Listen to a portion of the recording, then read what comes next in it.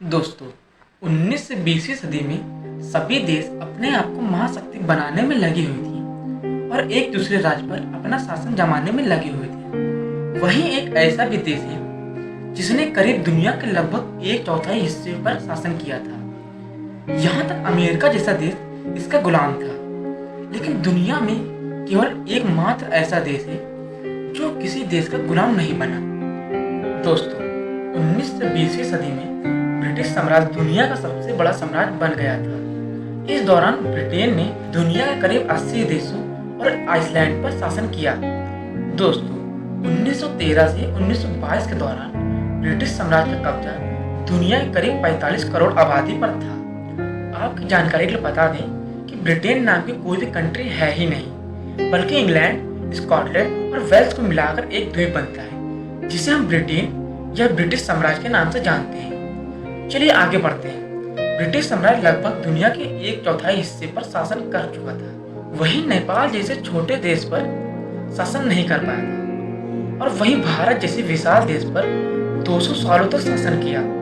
दोस्तों, नेपाल पर शासन न कर पाने की वजह क्या रही होगी? क्या नेपाल के सैनिक आज के कंपैरिजन में पहले ज्यादा पावरफुल थे, या वहां का शासक इतना समझदार था कि उसने British divide and rule policy को चलने नहीं दिया? अगर आपके मन में ऐसे सवाल उठ रहे हैं तो टेंशन ना लें। आज के इस वीडियो में हम साथ मिलकर जानेंगे कैसे नेपाल किसी भी देश का गुलाम नहीं बना। तो चलिए सबसे पहले जानेंगे नेपाल के ज्योग्राफिकल लोकेशन से। दरअसल नेपाल अंग्रेजों के लिए इसलिए जरूरी था क्योंकि उसकी बाउंड्री भारत से मिलती थी, और दूसरी सबसे बड़ा वजह यह थी कि सेंट्रल एशिया में अंग्रेज के व्यापार और इस साम्राज्य विस्तार के अभियान का रास्ता नेपाल से होकर ही जाता था। अगर नेपाल साथ ना देता तो सेंट्रल एशिया में अंग्रेज कभी भी अपनी धाक ना जमा पाते, और ये सारी बातें नेपाल अच्छी तरह जानता था। इसलिए नेपाल किसी भी लालच में नहीं आया। शायद दोस्तों आपको यह पता नहीं होगा, गोरखपुर जो आज उत्तर प्रदेश में है, जहाँ के सीएम योगी आदित्यनाथ हैं, वो कभी नेपाल का हिस्सा हुआ करता था। यही नहीं, जो उत्तराखंड है और हिमाचल प्रदेश के तराई वाले इलाके जो आज भारत में हैं, वो कभी नेपाल का हिस्सा हुआ करता था।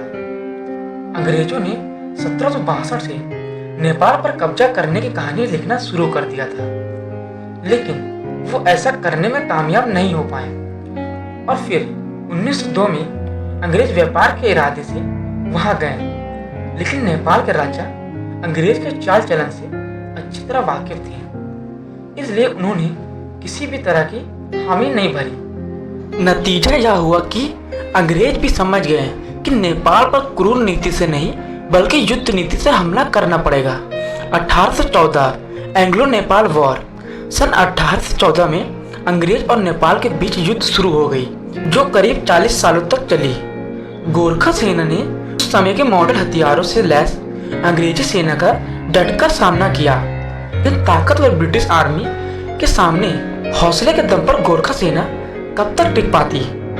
जब लगा नेपाल हार रहा है, तब वहां के राजा ने संधि कर ली, जिसे ट्रीटी ऑफ सुगौली के नाम से जाना जाता है।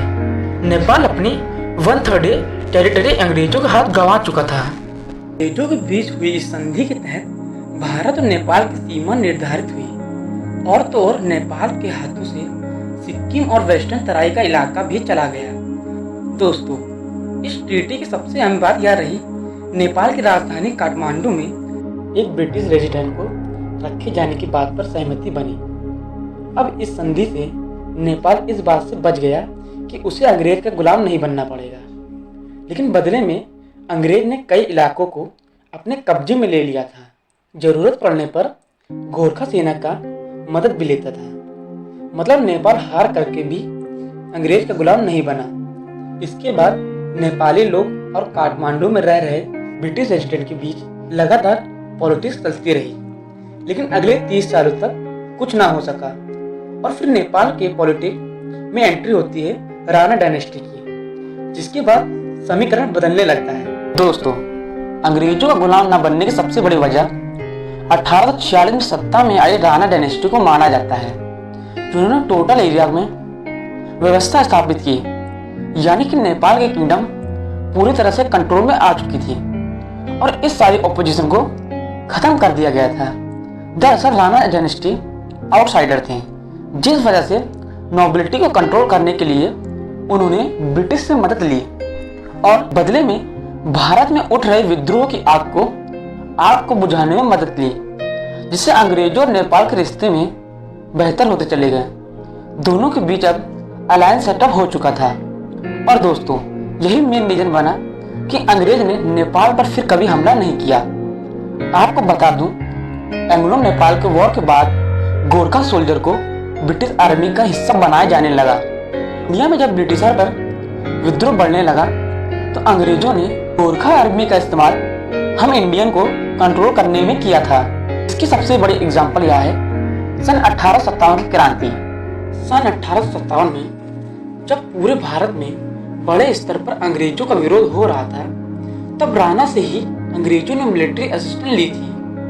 1858 तक विद्रोह के मुख्य चेहरे जैसे रानी लक्ष्मीबाई अंग्रेजों द्वारा मार दी गई थी। कुछ लीडर जैसे नाना साहब और बेगम हजरत महल अभी भी झुकने को तैयार नहीं थे। ये सभी लीडर नेपाल की तरफ चले गए, गुरिल्ला वॉर शुरू करने के फिराक में थे और इसके लिए उन्होंने नेपाली लीडर से मदद भी मांगी थी, लेकिन उनकी कोई भी रिक्वेस्ट उन्होंने नहीं मानी और उल्टा अंग्रेजों का ही साथ दिया।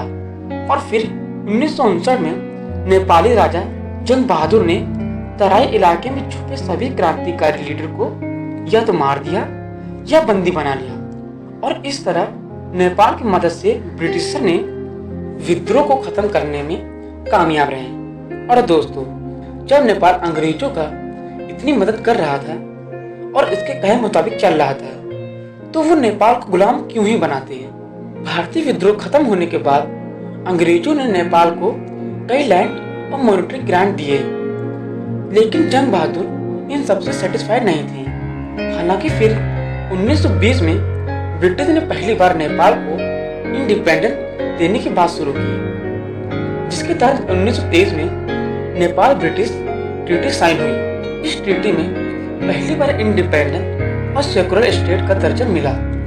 तो दोस्तों, आप समझ ही गए होंगे क्यों कभी अंग्रेजों को नेपाल को गुलाम बनाने की जरूरत नहीं पड़ी और कैसे इस छोटे से हिमालय देश ने अपने फाइटर की मदद से और स्ट्रेटजी के दम पर खुद को सुरक्षित रखा।